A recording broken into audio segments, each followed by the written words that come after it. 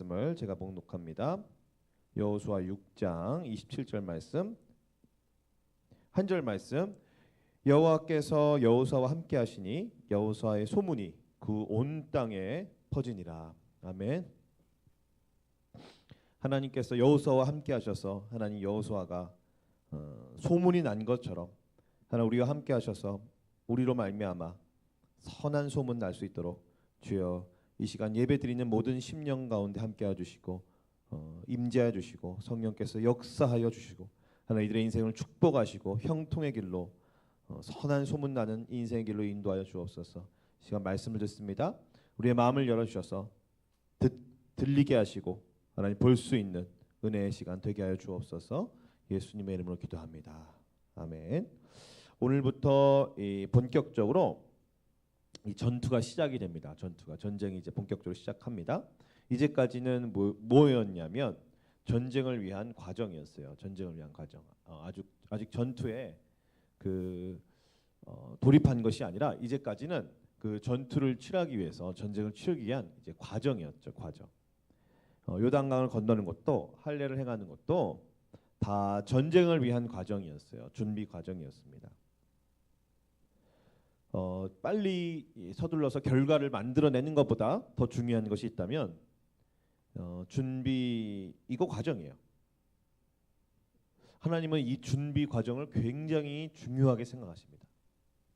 그래서 아주 속도감 있게 그리고 섣부르게 그리고 준비되지 않은 채 어디 나가는 법이 없어요. 항상 준비가 먼저예요. 준비가 우선이고 준비가 안 되면 하나님이 전쟁을 시키질 않아요. 전쟁을 시키지 않아요. 그래서 이들의 이 부모의 세대들, 1세대들은 전쟁에 참여를 하지 못하고 그냥 광야에서 죽고 말았어요. 왜냐하면 준비가 안 되었기 때문에.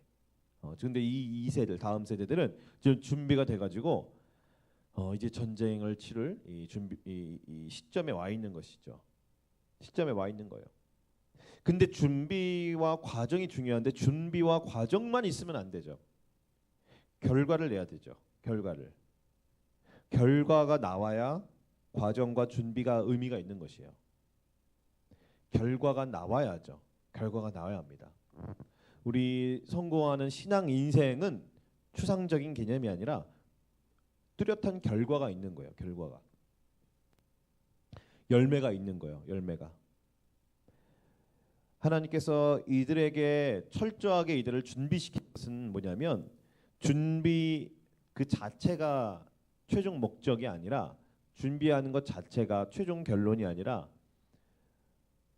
전쟁에서 승리하기 위해서요. 좋은 결과를 만들어내기 위함입니다. 첫 번째 전투, 첫 번째 전쟁, 여리고 전쟁을 이제 6장을 통해 한번 살펴봅니다. 6장 1에서 2절을 보면 이스라엘 자손들을 말미암아 여리고는 굳게 닫혔고 출입하는 자가 없더라. 일단 1절만 한번 봅니다. 여리고 문이 굳게 닫혔습니다. 여리고 문이 굳게 닫혔어요. 여리고 문이 굳게 닫혀가지고 출입하는 자가 없었어요. 이스라엘 자손들이 소문이 자자한 거예요. 소문이요. 어떤 소문이냐면 하나님께서 그들이 믿고 있는 그 신, 그 하나님께서 이 홍해를 가르시고 또 요단강을 마르게 하신 것이 이제 소문이 나가지고요. 특히 이제 요단강이요. 이들이 바짝 얼어 있는 거예요. 적국들이요. 성을 굳게 닫아버리고 출입도 안 하고 이제 대기를 타고 있는 거예요. 전혀 미동이 없어요. 이 삼국지에서도 보면 매우 강한 적들이 올 때는 가장 최고의 수비적 방법이 뭐냐면 전략이 뭐냐면 그냥 아예 이 성문을 아예 걸어 잠궈 버리는 거예요. 적이 매우 강할 때 쓰는 그런 방법이거든요. 이 성문을 걸어 잠그는 것은 이 성문을 걸어 잠그고 가만히 대기 타고 있는 거예요. 참 어떻게 공략할지 난감한 상황이죠. 어떻게 공략할지 난감한 상황이에요.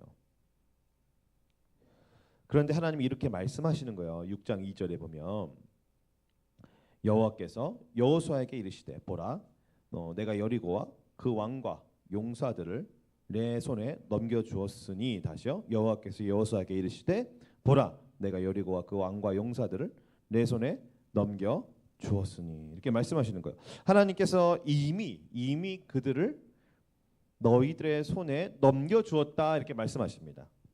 하나님이 보실 때는 뭐냐면 이미 그 적국들은 그 이스라엘 백성들의 먹잇감일 뿐이에요. 이미 밥이에요. 이미 승리는 보장되어 있어요. 이미 예견되어 있어요. 이미 전쟁도 치르기 전에 이미 승리라는 거예요. 전쟁도 치르기 전에 이미 승리라는 거예요.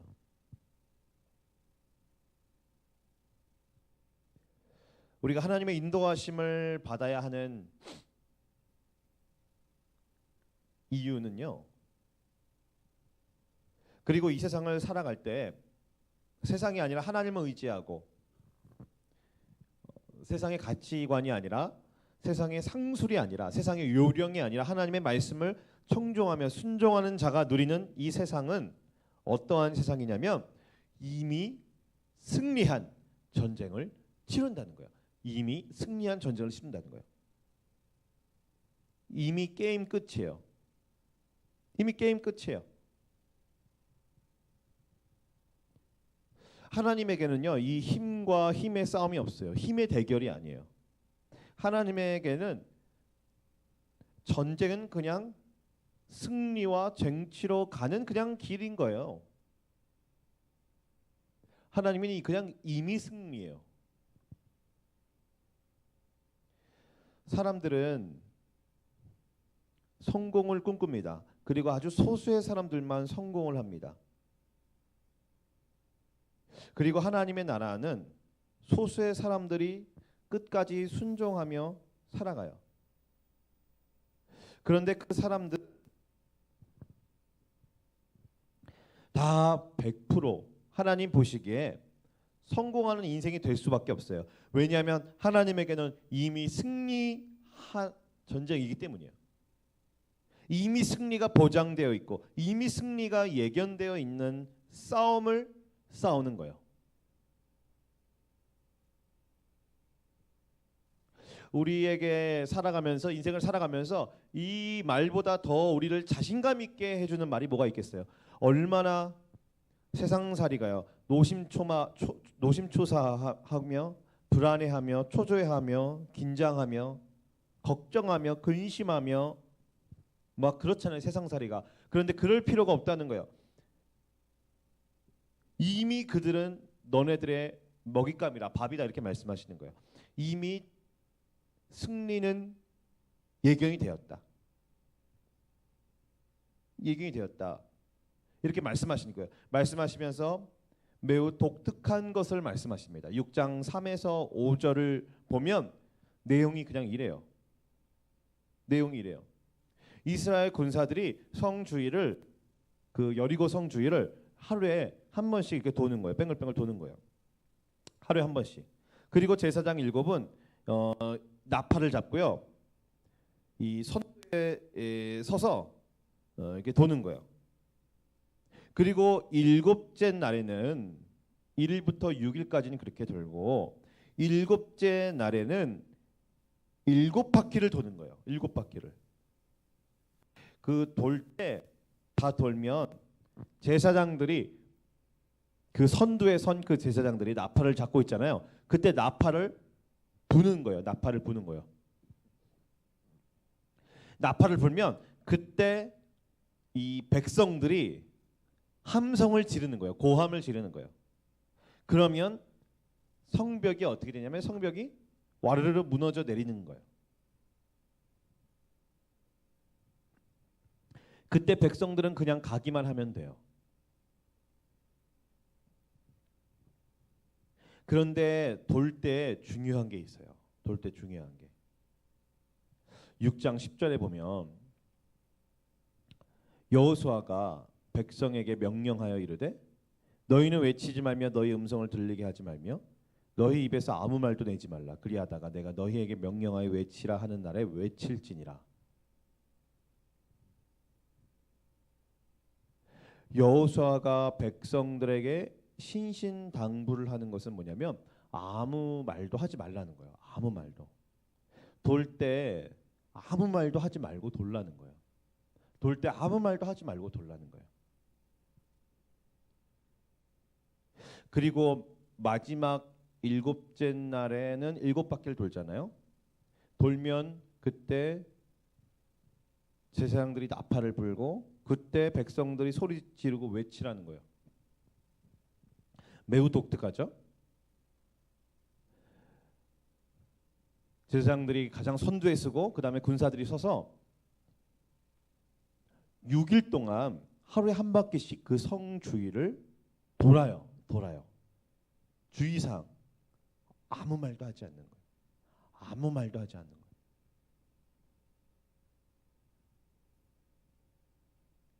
숨소리 이외에는 어떤 소리도 내지 말아야 돼요. 아무 말도 하지 말아야 돼요. 그리고 마지막 날은 이제 7일째는 한 바퀴가 아니라 7바퀴를 도는 거예요. 7바퀴를. 그리고 나서 7바퀴를 돌면 제사장들이 선두된 제사장들이 나팔을 크고 힘차게 불러요. 그러면 그때 백성들이 소리를 질러요. 그러면 철옹성 같은 매우 단단한 그때 여리고성은 굉장히 단단하고 뭐랄까요? 아주 튼튼한 그런 이 성벽이었어요. 쟤들 자체가.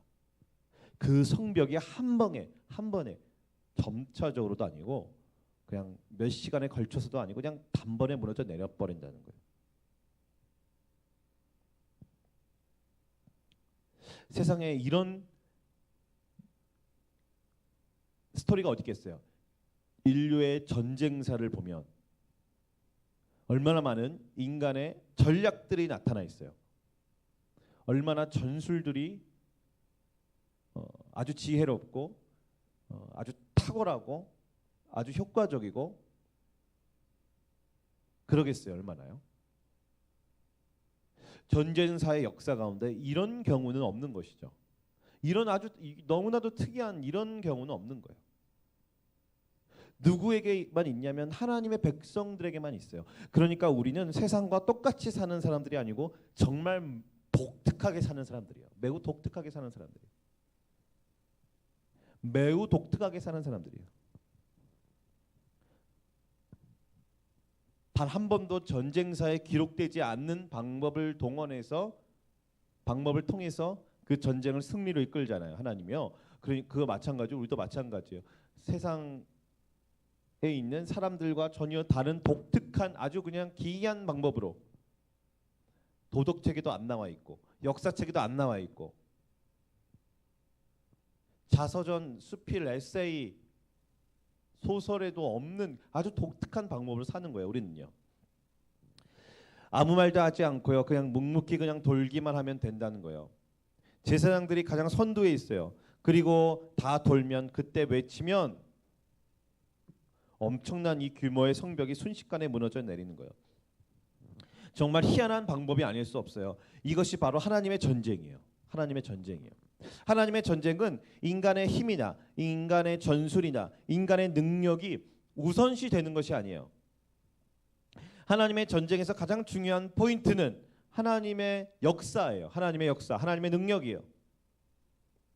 사람이 성벽을 타고 올라가거나 다이너마이트를 터뜨리고, 물론 그 당시에 다이너마이트는 없겠지만 뭐 이런 방법이 아닌 거예요. 하나님이 그냥 무너뜨리시는 거예요. 그 대신 조건이 있어요. 제사장이 선두에 서야 돼요. 즉 하나님의 말씀을 앞세우는 거예요. 그리고 매우 중요한 조건이 있어요. 그건 뭐냐면 침묵하는 거예요. 아무런 말도 하지 않는 거예요. 그냥 성을 뱅글뱅글 도는 거예요. 인간의 역할은 매우 간단해요. 하나님은 우리가 할 수 없는 그런 무거운 일들을 시키는 분이 아니에요. 우리가 할 수 있는 일을 시키는 거예요. 우리가 해야 할 일은 말씀을 앞세우는 거예요. 그리고 나의 목소리를 내지 않는 거예요.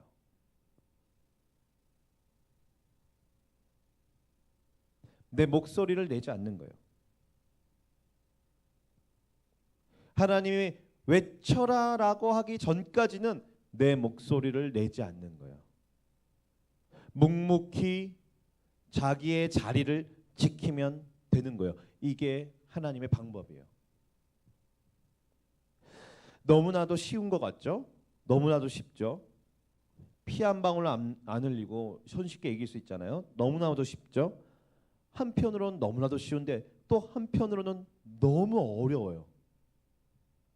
왜냐하면 자기 소리를 내지 않는다는 것은 인간의 본성과 우리의 습성과 이게 거슬리는 거거든요. 하나님 앞에 훈련이 되지 않으면 하나님의 이런 비이성적이고 비논리적이고 어떻게 보면 비과학적이고 상식을 넘어선 요구를 하나님이 만약 하신다고 하면 인간은 되레 불평하거나 도중에 지치거나 아니면 자기 소리를 내버리거나 인간은 그러는 거예요. 그러면 하나님의 전쟁을 치를 수가 없어요. 성벽은 여전히 단단해요. 성벽은 여전히 단단해요. 그러면요. 여러분 앞에 있는 큰 성벽은 무엇입니까? 인생에서 본격적으로 치루어야 할 첫 번째 전쟁. 내가 처음 직장 생활 들어가서 치루어야 할 큰 산과 같은 그런 문제들. 내 인생에서 첫 번째로 치러야 할 전쟁터는 무엇이 있을까요? 너무나도 그 성벽이 철옹성 같이 단단하고 거대하고 문이 굳게 잠그어져 있어도 상관이 없어요. 우리 힘으로는 어차피 그것을 무너뜨릴 수 없어요. 내 힘으로 되는 것이 있고 내 힘으로 안 되는 것이 있어요. 성벽을 굳게 잠궈버리면 안 그래도 천홍성인데 그건 내 힘으로 안 되는 거예요. 그것을 넘어갈 수가 없어요. 그것은 하나님이 무너뜨리셔야 되는 거예요. 상당히 요단강 사건과 비슷하죠. 원리가 매우 비슷해요. 하나님이 그 강을 마르게 하셔야 백성들이 건너갈 수 있었죠. 하나님이 역사하셔야. 하나님 역사하시려면 하나님의 말씀을 앞세우고 순종하는 거였죠. 그거 매우 흡사해요. 원리가 매우 흡사해요. 그러니까 준비 과정이 중요한 거예요. 준비하면서 원리를 터득해야 되는 거예요. 우리 취업을 준비하거나 무엇을 준비하는 우리 지체들은 이 여호수아 말씀으로 원리를 잘 터득하길 바랍니다. 그러면 어딜 가든지 그 원리만 잘 사용하면 되니까요. 우리는요, 만약에 하나님의 이 명령, 말도 안 되는 하나님의 명령과 요구 앞에 자기 목소리를 내기 급급해요.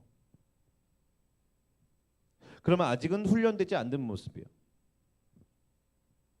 자기 목소리가요 없어야 돼요. 승리하려면요. 박지성 선수도 이런 책을 썼죠. 더 큰 나를 위하여 나를 버리단가? 작은 나를 버리단가? 그 책 제목을 듣고 굉장히 크게 공감을 했어요. 왜냐하면 영적인 원리도 굉장히 비슷하거든요. 영적인 원리도 상당히 비슷하거든요. 하나님의 크신 능력을 경험하기 위해서는 하나님의 말씀을 앞세우고 자기 목소리를 내지 말아야 돼요.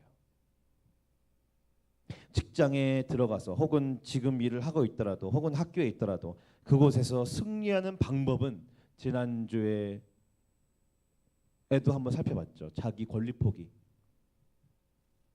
자기 목소리를 죽이는 거예요. 자기 목소리를. 그리고 하나님의 말씀을 앞세우고 묵묵히 자기 자신은 자신의 위치를 지키는 것이죠.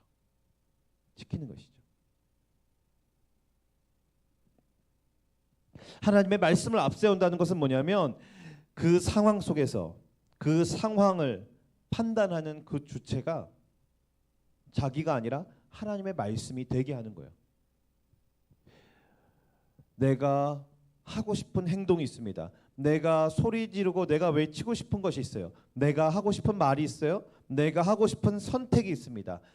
내가가 아니라 하나님의 말씀이 뭐라고 이야기하고 있는지 귀담아 듣고 그 말씀대로 행하라는 것이에요. 내가 죽으면 죽을수록 나의 자아가, 내 목소리가 낮춰지면 낮춰질수록, 없어지면 없어질수록 승리하게 되는 거예요. 내가 살면, 내 목소리가 크면 승리할 수가 없어요. 하나님이 말하라고 할 때가 있어요. 7바퀴 다 돌 때, 나팔 불 때, 그때 외치라고 하나님 하셨어요. 그때 외치면 돼요. 그러면 순식간에 상황은 종료돼요. 그러니까 어딜 가든지 내가 높아질 때까지요, 하나님이 높여주실 때까지 기다리면 돼요. 내가 세워질 때까지 잠잠하면 돼요. 말씀만 앞세우는 거예요. 세상은 옳고 그르고, 세상은 좋고 싫고, 이 판단하는 주체가 뭐냐면 자기 자신이에요. 자기 자신. 자기가 기분이면, 자기 생각이면, 자기 주장이면, 자기 판단이면, 자기가 좋으면 하고 아니면 그만이에요. 자기가 좋으면 하고 아니면 그만이에요. 자기가 만족스럽고 자기가 기쁘면 하고 아니면 그만. 아니면 I don't care. 점점 세상의 문화는 자기 중심성이 매우 강한 문화가 되고 있어요. 매우 강한 문화가 되고 있어요. 굉장히 긴장되는 부분이에요.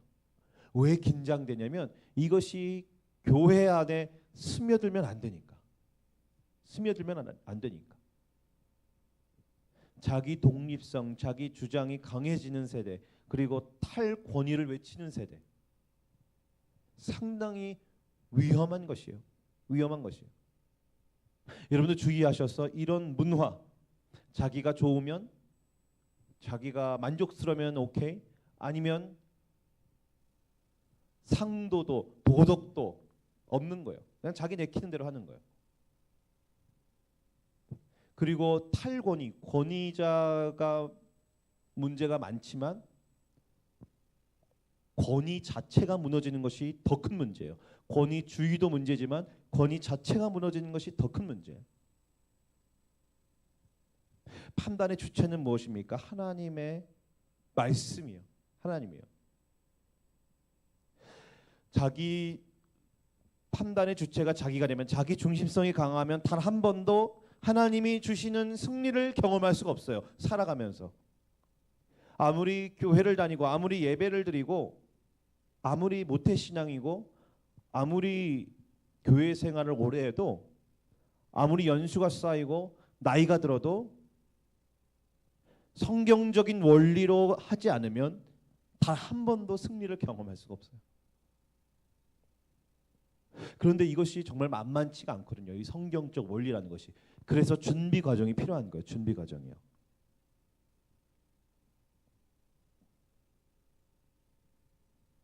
하나님이 아니라고 하면 아닌 것이고, 하나님이 맞다고 하면 맞는 거예요. 하나님이 목소리를 죽이라고 하면 죽이면 되고, 하나님 외치라고 하면 외치면 되는 거예요.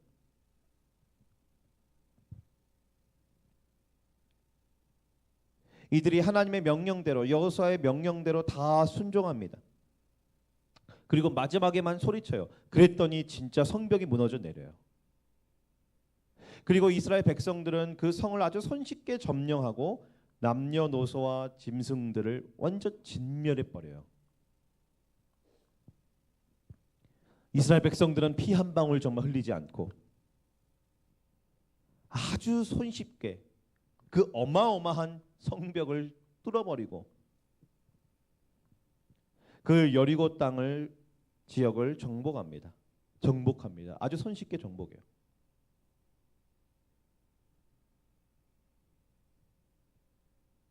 그리고 약속대로 기생 라합은 살려줘요. 라합과 그 식구들은 살려줘요. 기생 라합이요 어떻게 했죠? 정탐꾼들을 살려주었죠. 그래서 이스라엘이 그들을 점령할 때 기생 라합은 살려주겠다고 서로 약속했었죠. 기억나나요? 이스라엘 이 군사들이 여리고 땅을 정탐했었잖아요. 두 명이 정탐했었잖아요. 그때 기생 라합의 집에 머물렀잖아요. 그래서 기생 라합이 이들을 숨겨주고 그 비밀을 발설하지 않았죠. 그래서 서로 이 점령할 때 살려주겠다고 서로 이렇게 약속을 했잖아요. 그래서 정말 살려준 거예요. 살려줬어요. 약속을 지킵니다. 정말 있잖아요. 성경의 말씀대로 예수를 믿으면 정말 구원을 받아요. 그리고 하나님의 말씀에 순종하면 정말 하나님의 역사를 경험해요. 정말 하나님의 역사를 경험해요. 너무나도 확실해요. 하나님의 약속은 반드시 이루어져요. 기생 라합은 아직 전쟁이 치르기도 전에 이 정탐꾼들이 그냥 온 것인데 기생 라합은 이미 이스라엘 그 백성들의 승리를 예견했죠. 기생 라합은 야 너네들이 우리나라 이길 거 나 안다. 그러고 숨겨줬죠. 그래서 그녀와 가족들은 구원을 받게 됐어요. 여러분 하나님의 심판은 반드시 있어요. 그리고 예수를 믿으면 하나님의 약속대로 진짜 구원을 받아요. 그냥 말이 아니라 그냥 기독교에서 그냥 외치는 구호가 아니라 교회에서 그냥 자주 반복해서 사용되는 말이 아니라 너무나도 확실해요. 이 기생 라합만 보면 알 수 있어요. 예수를 믿으면 하나님의 말씀대로 진짜 죽어서 지옥에 안 가고 천국에 간다는 거예요.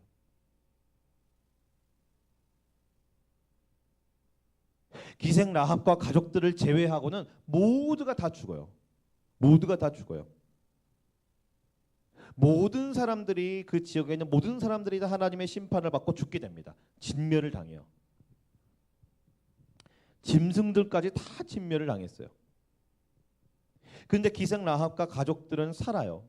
그들은 살아요. 그들이 뭔가 도덕적으로 착해서가 아니에요. 그들의 직업은 몸을 파는 거였어요. 이 기생의 직업, 이 라합의 직업은요. 도덕적으로 더 뭔가 탁월해서가 아니에요. 그들도 마땅히 죽어야 되는 그런 처지예요. 그런데 그들은 구원을 받았어요. 마찬가지로 모든 사람은 한 명도 열애 없이요 하나님의 심판을 받고 죽어서 정죄를 당하고 지옥 형벌을 당하고 하는데 예수 믿으면 그 심판을 안 받는 거 천국에 가는 거예요. 천국에 가는 거예요. 그리고 예수를 믿는 우리는 어떻게 해야 돼요? 예수를 주님으로 믿는 우리는 어떻게 해야 됩니까? 당연히 성공하는 신앙 인생으로 나아가야 되겠죠. 이 첫 번째 전쟁 여리고 전투를 보고 우리는 알아야 합니다. 승리는 이미 우리에게 주어졌어요. 예수님께서 십자가와 부활로 말미암아 사탄을 이기시고 세상을 다 이기셨어요. 예수님은 이미 다 이기셨어요. 예수님은 이미 다 이기셨어요. 예수님 십자가에 죽으시고 다시 부활하셨어요. 예수님은 그래 다 이기신 거예요. 이미 다 이기신 거예요. 그러니까 우리는 어떻게 되냐면 하나님의 말씀을 앞세우는 거예요. 하나님의 말씀을 앞세우는 거예요. 우리의 목소리와 우리의 주장을 내지 말고 묵묵히 나에게 주어진 그 자리를 지키는 거예요. 그러면 내가 외쳐야 할 때가 옵니다. 그러면 내가 외쳐야 할 때가 와요. 그러면 내가 진리를 외쳐야 할 때가 와요. 그러면 내가 말씀과 복음을 외쳐야 할 때가 와요. 그때가 와요. 그때 하나님이 승리케 해 주시는 거예요. 아주 클리어하고 아주 손쉽게 하나님의 놀라운 역사로 우리의 인생이 승리 가운데로 가는 것입니다. 하나님께서 이기게 해주시고 정복하게 해주시는 거예요. 오늘 말씀을 통해서 내가 승리를 위해서 더 다듬어야 할 것이 무엇인지 살펴보는 은혜가 있기를 바랍니다. 우리 359장